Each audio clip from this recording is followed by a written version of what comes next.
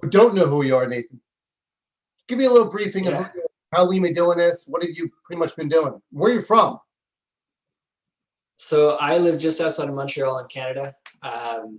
And to answer the first question I get, no, I don't do anything in Canada. Everything I do is in the United States. Um, the last thing I bought in Canada for properties was in 2006. I was flipping some houses out in Western Canada. But anyway, I got into notes kind of by accident. I think like a lot of people, that's kind of how we end up here. But I started going to some conferences, heard whispers about these non-performing notes, and I thought, oh, that sounds super risky. And then, gave it a first try in 2010 and went, oh, this is awesome. This is great. This is in a lot of ways a lot easier, a lot cleaner than properties. And so the further I go along, the more I learn. And it's just been a great experience. I hope to do it for a long time to come.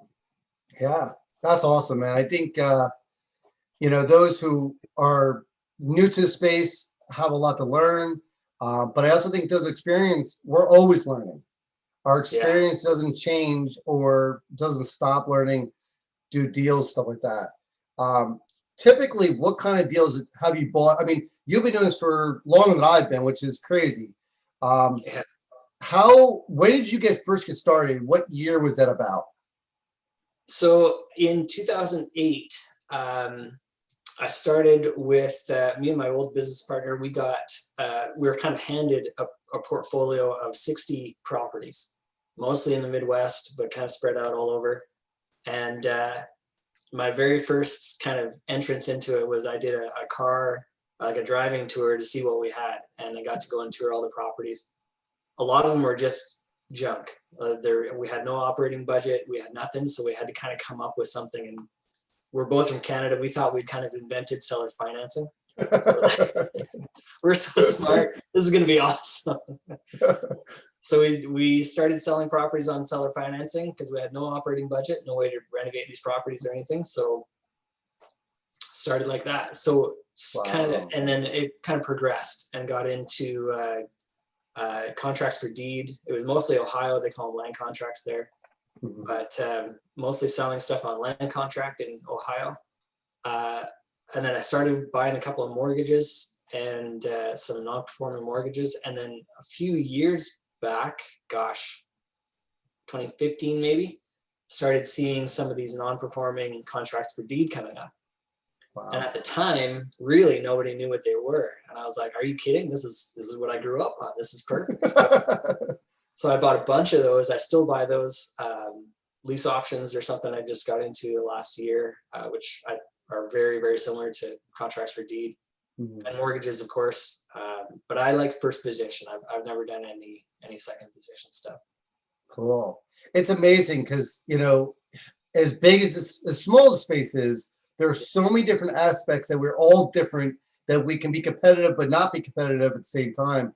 Yeah. CFD, land contract, something I didn't do. I know I've teamed up with you on a couple in the past. Yeah. It's just the nervousness. The first position, larger loans are always more comfortable for us as investors. Yeah. Seconds is attractive too. It's just not our cup of tea. But nothing wrong with them. So no. It's interesting. So if you could share a deal that you've had that went just haywire, kind of briefing. So looking back, if I start analyzing deals over time, and I do on a fairly regular basis, the ones that go funky are the ones where I take the property back. Almost without, not all of them go crazy like that, but yep. The ones that do, almost always, it's when I took back a property. I don't know that I've ever had a performing note, be a non-profitable note. They've always worked out. Yeah. But I had one just this year where I had it. The lady in the house, she was making payments sporadically here and there, and then just kind of went dark on us, and we ended up taking back the property. That one was that's one of my worst ones, where we took back the property and it was just a disaster. Plus there had been a bunch of city liens that had piled up and all this. Uh, So we ended up actually just giving it back to the county.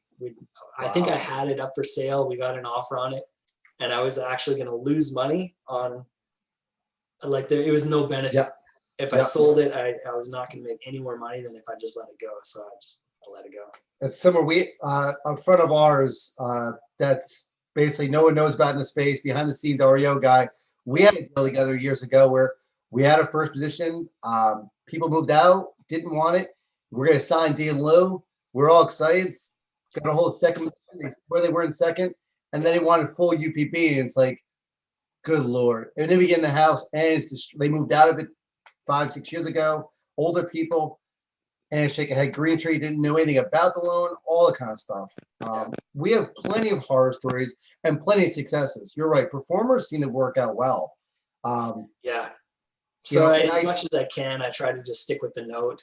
But and again, you know, you get these horror stories, but obviously they're not all like that, or we wouldn't still be here. But they yeah, happen occasionally. So yeah, and it's interesting because times were 8 years ago and today are completely different spaces, oh yeah, pricing and whatnot. yeah, And it's difficult to understand the differences, and even if we went back in time, we still would be stuck because at the time it seemed crazy to do anything different.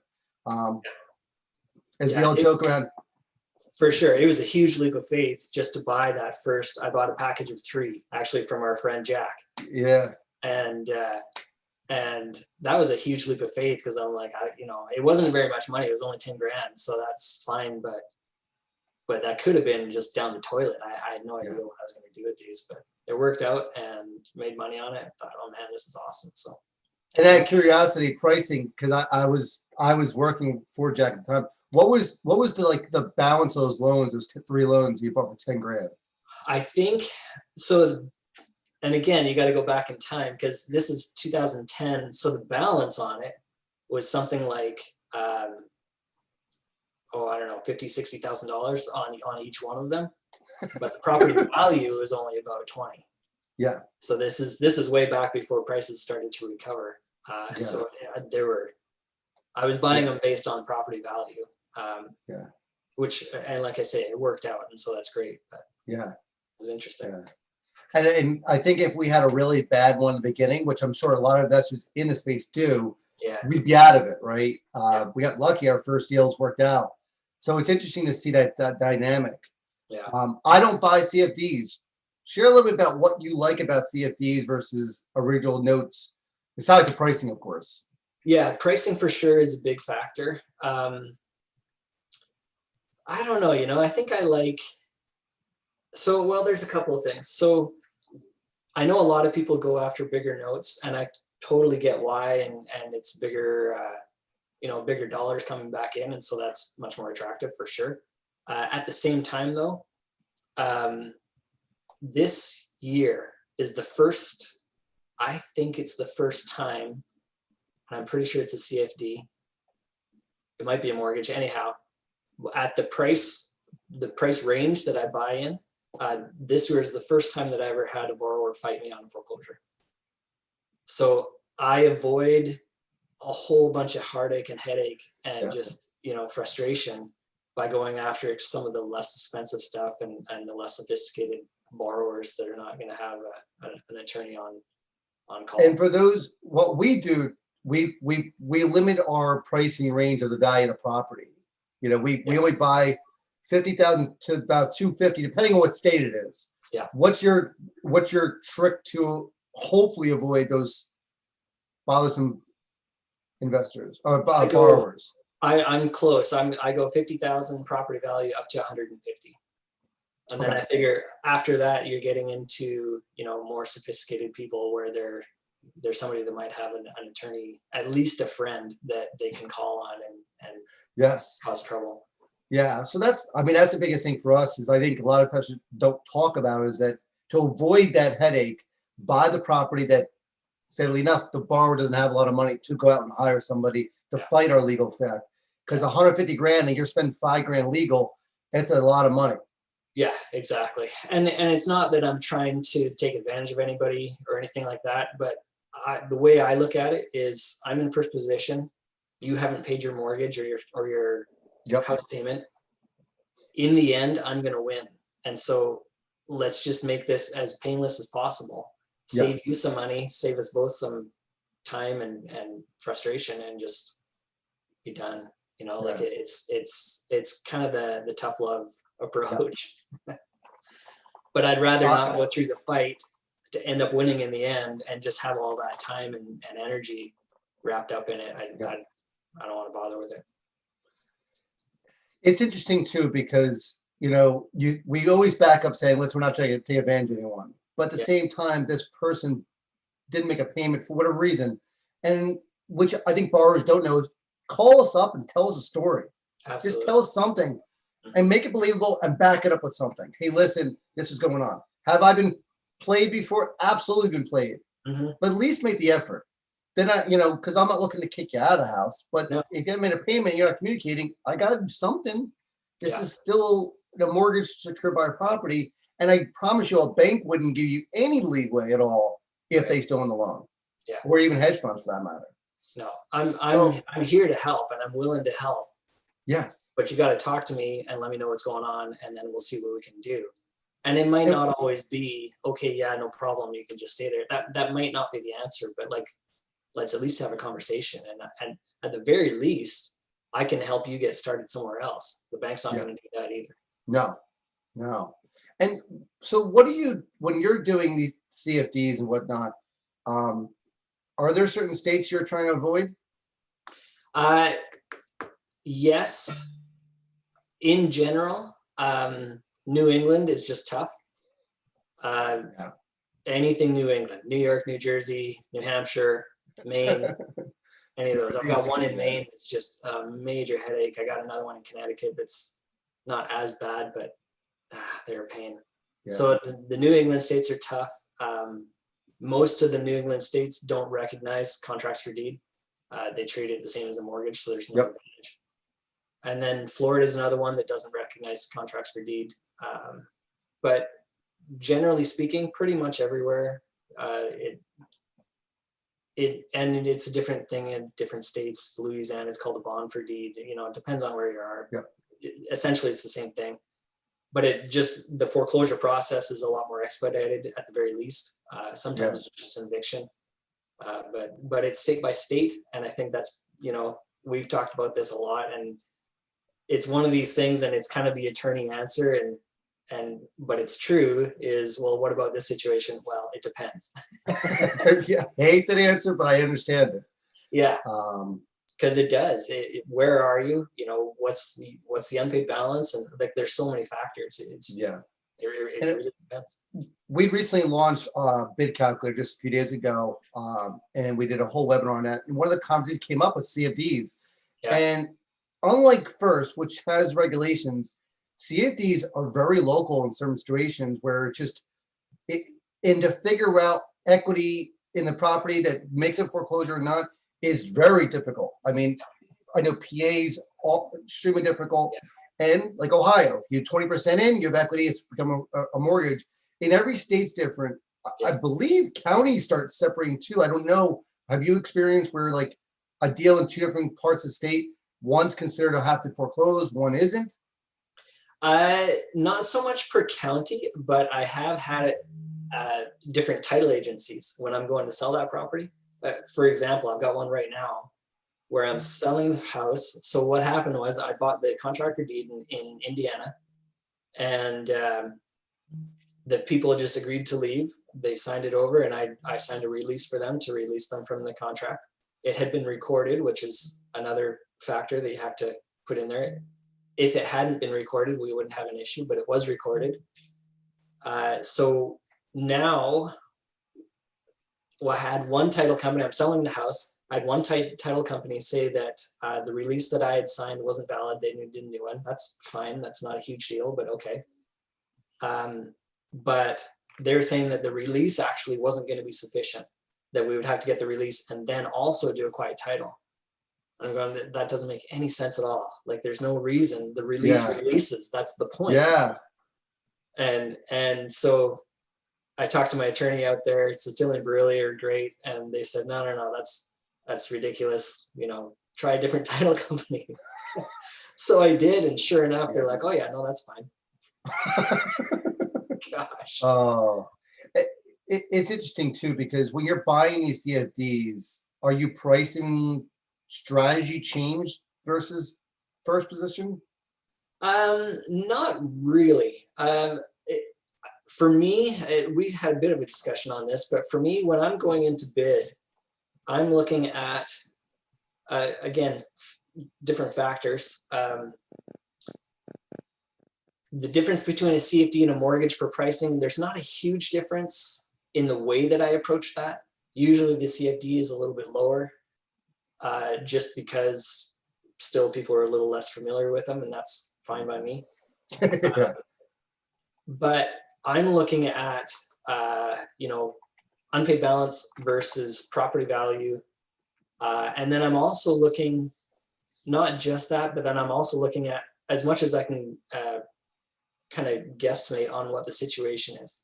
Like, for example, if it's been vacant, if I know, I send my realtor out there to go check it out and they come back and tell me it's vacant, well, then I'm going to definitely, I'm pricing that off of the, or not the unpaid balance, but by the BPO value, because the unpaid balance at that point is useless. There's no chance of that person, or very, very low chance, I should say, that they're ever going to come back and reinstate or something like that. But if they've only missed, you know, 3 or 4 payments, then I'm looking more on the unpaid balance. The property value is definitely still a consideration, but I'm going to lean more towards the unpaid balance. So again, it depends, and Yeah. the situation is different. And we had a semi debate during our big calculator launch. Have you got a pushback from sellers where if the legal balance is significantly higher than the UPB, they want you to bid based on legal balance versus UPB? Say the UPB is 50, legal balance is say 70. Right. They're wanting you to bid based on the legal balance versus the UPB, as long as they can confirm it's collectible. Yes, I have had that, and again, it depends on the situation. And sometimes I agree with that, and sometimes I don't. Let's say there's equity in the deal. If the property worth $150, are you bidding based on the 50 grand UPB or the 75 legal balance? What's the property value? 150, say. 150. So you have plenty of equity. In that case, I'm comfortable going on. Well, if it's a contract for deed, I don't care. The full payoff balance doesn't matter. It doesn't make a difference. Correct. Yep. If it's a mortgage in that situation, sure, I'm willing to go up, because there's enough equity on top of the payoff. Between the payoff and the value, there's still enough buffer there where if I take it to auction, there's a good enough chance that I'll get somebody to bid on it at auction. Then yes, I'm comfortable bidding on the unpaid balance. But if it's worth 90 grand, only a little bit above the legal balance, are you not as comfortable then? No, and especially if there's negative equity, then no. Oh yeah, absolutely not. Yeah. So it's interesting because, you know, one of the things I've seen come back up in the recent 6 months or so is a lot of this push to strictly base every bid on percentage of BPO and UPB and almost eliminate other factors. And I had gone through some kind of explanation, and maybe you can explain a little better, where I'd actually show a spreadsheet to a couple people to kind of explain what I meant by that. And I think that the problem with it is that people don't understand the factors, and maybe is a little too much to kind of elaborate on. Right. And I'll share my screen for a second to show you what I mean. Yeah. Hopefully it's clear enough. But if it's not clear, just let me know. So in a situation where there's a 3% coupon and an 8% coupon, right? If I'm bidding 70% of value or UPB, I'm in a situation where this thing's at $35,000 each way. Right. That simple change between the coupon rate here dramatically changes the P&I, of course, and then dramatically changes the return. Yeah, exactly. Simple yield numbers, right? Not even getting that I get an XIR and everything else. Yeah. But I think that what we all grew up on is bidding at the stair step method back in early 2010s. Hmm. And now is different because the pricing has gone up. And in one case, based on this, you have a great deal. In some cases, you have a terrible deal. So if it's at 8%, you're probably going to, bid way higher or way lower in illustrations, where here you're not going to get the deal. Where Right. here you may actually pay too much, right? Yeah. If I raise this thing up to, a 10% coupon rate, you're going to be going crazy. You should actually drop this bid down because you're not going to get the return, because Right. the sellers just see this and go, "Your bid is at a 17 yield. That's crazy." Yeah. Yeah. So I Yeah. think that, does that make sense to you? I mean, I know some investors were struggling with this. No, totally. And the other thing that I look at with that as well is if I look at something and there's only like a 2 or 3% interest rate on there, then I look at that and I go, okay, if the borrower can't make it work at 3%, then I've got nowhere to go. If I'm talking to the borrower and we're trying to negotiate something, I've got nowhere to go. And then the other part of that is the way that I do it is I'm reselling all the time. So I'll get that reperforming and then I'll resell it. So if I'm reselling a performer at a 3% coupon rate, my discount is going to be huge so that next investor can get his yield. So maybe explain why you have to. I've explained it before. I want to see it from a different point of view. Why do you have to price something at a 3% coupon at such a discount, where a 10% coupon, say I want a 12% return? Why is a 3% coupon need to be priced completely a lot versus 10% coupon rate? So it goes back to, like you say, your yield. I'm trying to buy something on sale, but I'm still getting a return on that. Let's see. So if I look at something with the 3% coupon rate, my payment is at that $345 a month, Mm-hmm. and I paid $35 for it. Yep. Then the amount of money that I'm actually making on that is significantly less. But so it's 3%. If I bought it at par, then my return would be 3%. Just make sure everyone knows par means whatever the UPB is that time is. So he'd buy for 50. He'd make the 3% return. Right. So if I bought it at 50, I would be making 3% return on that. That's my yield. So even if I buy it on sale, if it goes up to 8%, that's great, but it's still only 8%. And typically that's, in our world, that's not high enough. Mm-hmm. If it's at a 10%, if I bought that at 10%, if I bought it at par at 10%, then I'm bringing home 10% is my yield. Yep. So the discount on that could be a whole lot less because the yield is going to be higher in the end. You could buy the thing at 80%, 90% of UPB and be okay because the rate coupon on the deal is 10%. Yeah, exactly. Because all you have to get to, if you want to get to 12, all you need to do is discount it a little bit and buy it 90%, because then that coupon goes up. Right. So bidding is strictly on UPB or BPO makes it difficult to get that return, because you're eliminating or removing the coupon rate out of the equation of calculating what your return is. Right. And in our world, my world, I bid everything based on my desired return and back into that number.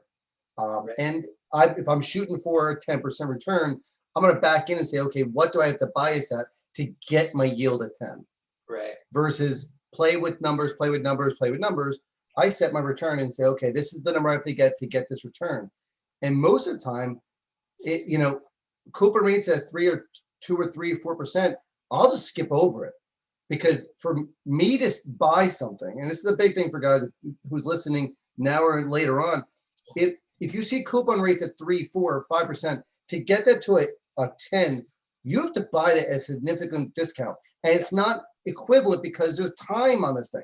If there's 1 year left versus 15 years left, that's a totally different pricing thing, because the amount of payments remaining changes everything. Yeah. So yeah.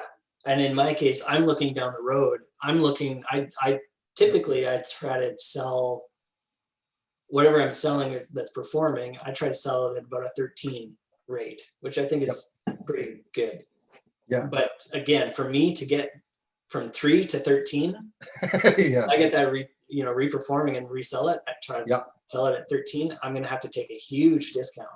So I would have to buy it then at a significant discount. Yeah. I mean, not likely. Yeah. And just to show you guys what he means, if he wants to get 13% discount, I'll do this on the fly here. So we do that, and then payment amount, let's say that, and then future 0. Oh, I forgot to put negative here. I have to buy a thing at 27,000. Yeah. Yeah. To get a gross return of 13%. So do you usually use your spreadsheet to do like future values and that kind of thing, or are you using? I have our big calculator that we use, and it automatically calculates that and gives me the worst case scenario and everything else. That if it's performing as the best route, it shoots out that number. If it's not the best route, and it says, listen, take the, buying it because our highest hurdle may be the auction. Right. If there's an equity situation, it may be the auction that keeps me on the check. Yeah. It may be rehabbing it. It may be selling it or whatever. So, I mean, in this case, as an example, to buy this to get to a 13%, our 3% and our 10%, to get our 10% to a 13, you can see I could buy this thing at 42,000 and get my 13%, which in turn is 85% of BPO. Yeah. So those who are watching this understand that concept there, and understand that buying it strictly based on, I'm going to buy 60% of BPO and that's flat it. Yeah. Even CFDs shouldn't be priced with this flat across the board thing, because some days you're going to get a killer deal, and some days you're way overbuy. Mm-hmm. So it's difficult to concept, and Nate, I would believe you. There's been a lot of calculators I've seen recently by investors who've been given out by other investors who strictly do percentages.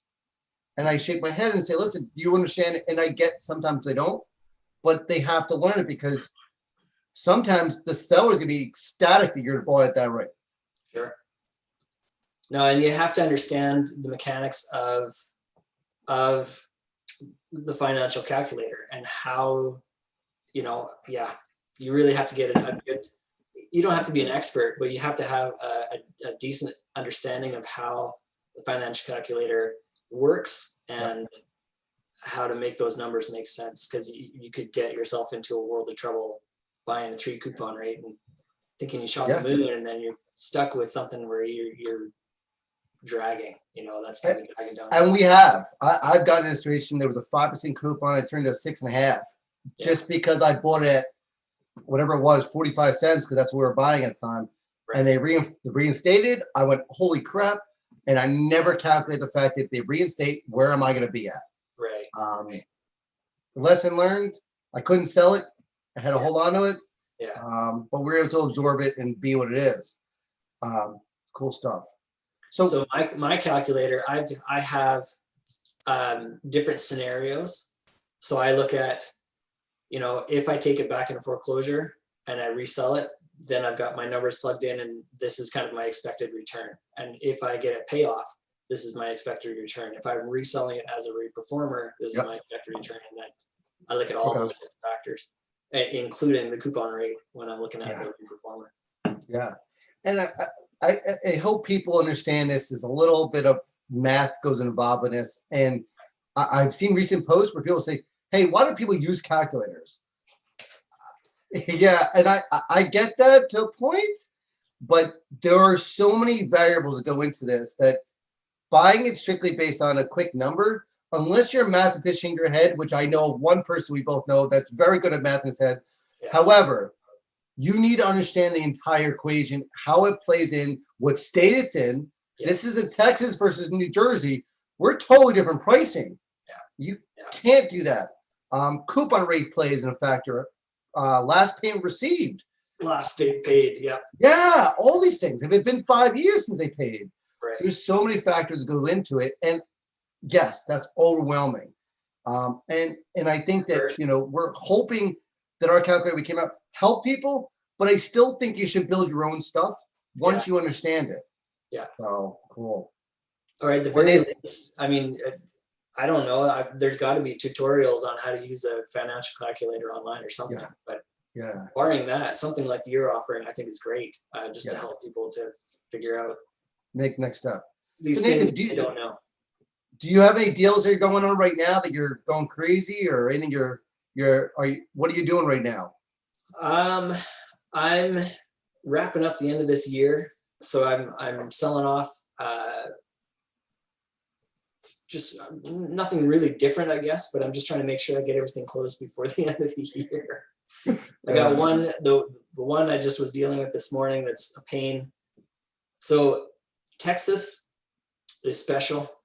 They're one of the only states where, and Michigan seems to do this as well, but Texas is one where if I'm selling, I took back a property, selling the house, and they want a U.S. notary to notarize my documents. And they're one of the only ones that exist that's a U.S. notary. So usually in that case, I live half an hour from the border. I drive down to Champlain, New York. Takes me all of 35, 40 minutes. And I drive down to the little community bank there and she signs everything, no problem. Easy as pie, done. That's off the table, borders closed. The US Embassy is my second choice in town, and I have to make an appointment, and it's a Yeah. pain in the butt. They're closed to the public, so that's off the table. So I just found a service this morning. They're going to do it, but it takes like a full 2 weeks to turn the Whoa. docs around. So that's what I got, but I think we can still get it closed by the end of the year. I just trying to get all my numbers in and boost up the portfolios. Yeah. Awesome, Nathan. Well, I'm gonna cut it off there. I think we did about a half-hour talk. I look forward to doing this more, man. You have a lot of knowledge. You're quiet, but you have a ton of experience in different aspects in this field. I always love hanging out and talking with for a few minutes. But I'm gonna end it here. Sure. I'll replay this later in the day for anyone who missed it. I think we got some awesome stuff in here that we'll explain more. And Nathan, I hope we do this again real soon. I think between you and me, we could do this for hours. So. I know. I'm like, wait, I should end this. Just keep going with it. I think that people just understand it. Like when you're in the space, there's people that you gravitate towards, and people we see over the years, over and over and over again. And for that, I'm really appreciative of this entire space. Absolutely. It gives you a reason to do certain things. And as I said last week, this is the only reason I go on Facebook or social media is for this. Other than that, I really don't care anyone else. No, that's it. That's it. Well, Nathan, I'm going to let you go, man. I'm going to end this live video. But we'll definitely do this again real soon. Hopefully in about a week or two, maybe right after Christmas, we'll run it again. Yeah, sounds good. All right, Dave. Thanks a lot. Yeah, good to talk to you. All right, bye.